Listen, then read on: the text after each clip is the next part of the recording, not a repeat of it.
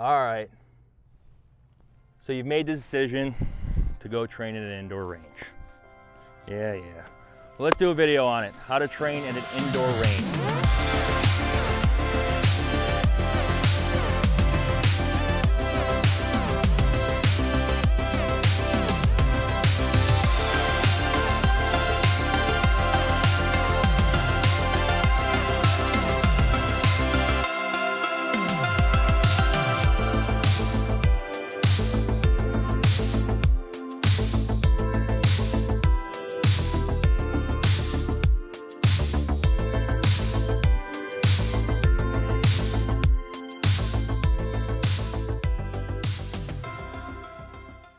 All right, so we made it out to the range, the indoor range as we'll call it.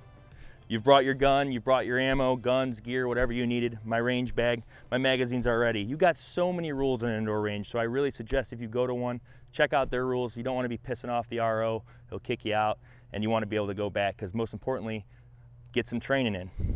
So guns usually need to be freaking at slide lock, and like I said, ranges rules will vary from state to state, county to county, anything like that. After you hit that clerk at the desk and tell them you want to sign up for your hour or 2 hour range pass, instead of buying those targets behind the counter that are $1.75 a piece, whatever, that are massive silhouettes that you're hitting at 5 yards and say, huh, those are pretty good shots, I highly advise you to go on websites like T-Rex Arms, Bear Solutions again, and print out some of these targets like this. They're very valuable. They have a bunch of different training standards on here, and you can do so much with these for free because they're printable and downloadable, and bring them to the range and don't buy theirs. So if I were to show up the range like I am right now 2 years back, what I would do is lay out my stuff. I'd go ahead and load a mag, and what would I start doing? I'd start shooting. That was me 2 years ago till I really valued training in general. So what I advise you do, start with a warm-up. Get some targets like I said before, really start working that trigger press, that grip. YouTube is so great because instead of learning from other instructors, and if you have to, go to a class to really get going, but besides that, jump on YouTube. You can learn how to grip a gun. You can learn how to what a good trigger press is, options with reviews, stuff like that, anything like that. I've got a couple videos on recoil control as well, so go check those out, some of my older stuff. So the first thing you do is you get up, you start training a little bit. Instead of doing all that, get yourself a mag, start warming up on some targets like these that will really push those fundamentals and show you your skills. So I'm gonna show you some drills I would run. Right now, what we're gonna do is take our full mag. Like I said, preload your mag if you can before. Load my mag, and I'm gonna go ahead and start working some basic trigger press stuff. Some real good groupings at about 7 to 10 yards on paper and see where I'm at.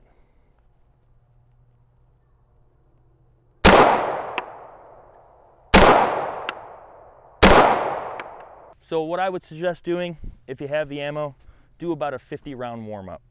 So right there, I just showed you some 3 shots, some stuff like that. Now really when you wanna get into training and really you wanna start shooting faster and getting better, you've gotta push yourself. So with the problem with indoor ranges, you can't really shoot that fast. You might be able to get away with a double tap 2 rounds in a row. You really wanna start pushing yourself to see how you're performing and really get past just grouping at indoor ranges. So a big issue with indoor ranges is you can't draw from the holster, at least the ranges that I've been to and what I've heard. So really you don't need your holster. But what you can do when you get home, when you're not on the range, when you have free time, every day if you can even do it for 5 to 10 minutes, throw your holster on, throw your rig on, your gun. Obviously make sure your guns are clear and start doing some dry fire. You could do a bunch of dry fire one-shot reps. You can do a bunch of just compress ready drills like I'm about to show you here as well. And you can just get a ton of reps, whether it be reloads with rifles, with pistols, anything like that. The things you can't do at the indoor range, you can do at home just without live fire. So you can't draw at an indoor range. So the position that I like the most that you will build at home with these dry fire reps just from the compress ready. I press out, I catch my sights, I start shooting. Just like this position is so, this is just the compress ready, and I press out. So a little drill I want to show you, you can get away with probably at your range, is the JJ DeRicazza drill. 2 headshots in under a second at 7 yards on this target right here. Compress ready.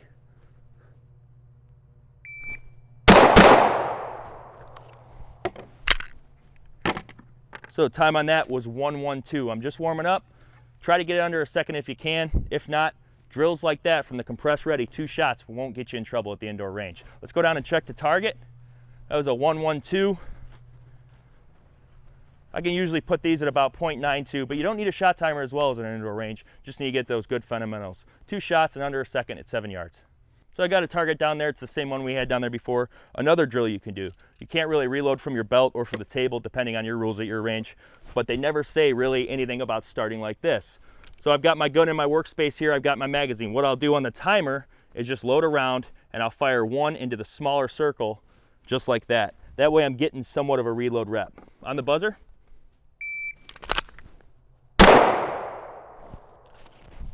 just like so. Decent drill, you got your reload rep in there. You're not so much working from the mag carrier, but it works. It does something for you. There's my shot right on the line on this guy at 7 yards. All right guys, so another way you don't have to really eat through those targets if you buy them or bring them yourself. Get yourself a Sharpie or something to paste, and all I do is I go ahead and mark that cardboard or that paper so I know where my rounds were, so when I shoot again, I can see how I'm shooting. Do not go to an indoor range, take your target out, and blast it all away till you can't see anything left of it, because you want to know where your rounds are firing, you want to feel the gun, how'd your sights look when you broke the shot, everything like that comes involved, and it all starts with a Sharpie or pasters. All right, so another drill you could do is called throttle control. So much as T-Rex Arms does have a throttle control paper drill, but this one's just a little bit different. Throttle control means when you need to slow down and when you need to speed up. Smaller circles, or let's say you're really worried about accuracy, you want to slow down and get all those fundamentals correct. These bigger circles where you can just hammer the trigger and really get away with it is what you need to do.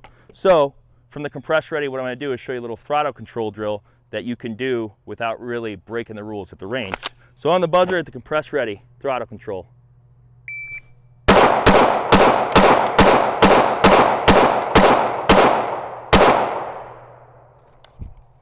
So guys, everything went really well until I got to that small circle, and that's what we call throttle control. I really didn't give this other circle what it needed, like the other ones I got away because they were a little bit bigger. This small guy, I threw one to the left, which obviously down to the left is usually trigger press or grip. I'm calling it trigger press because I can tell when I'm reading my sights. So I just gave it another one to really make up for it. But if you heard the cadence, it sounded like this. Boom, boom, boom, boom, all the way through, because I really want to refine those fundamentals. All right guys, so this is kind of a personal standard of mine. This was a standard way back in the day 2 years ago when I first started shooting an indoor range. Center mass, I like to use just your regular printout paper because it really leaves like a nice zone for that top piece of that chest.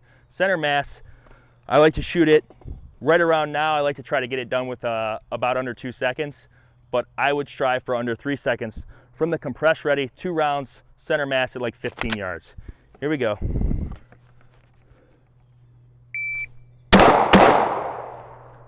All right, so what I'll do, I don't want to bring my target in right now and check that. If I can't see it, what I'll do, just to really not waste time, because hey, you're paying for the range time, is do it a couple times like so.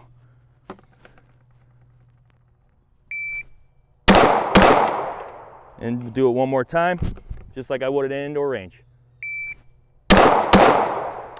Unload, show clear like you usually have to. Pop it down. Usually right now I'd be pulling that little rope to come to me. But since we're outside, we'll go down and check our hits.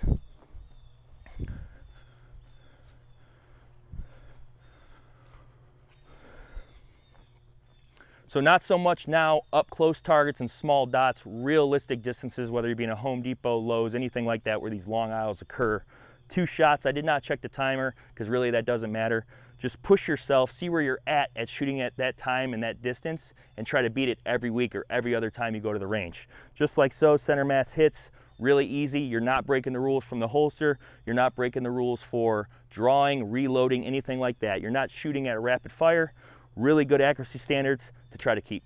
So guys, if you can, I strongly encourage you to get to an outdoor range and train. You can really work wide transitions. You can shoot fast. You can draw from the holster, rifle, pistol, any of that good stuff, which I definitely suggest you do. If you can't, you're in an indoor range situation like this, try to get out once a year, once every 6 months, hell, even 2 years. As long as you could do some moving around and really shoot and not be so used to all those rules, because really, you need to be pushing yourself.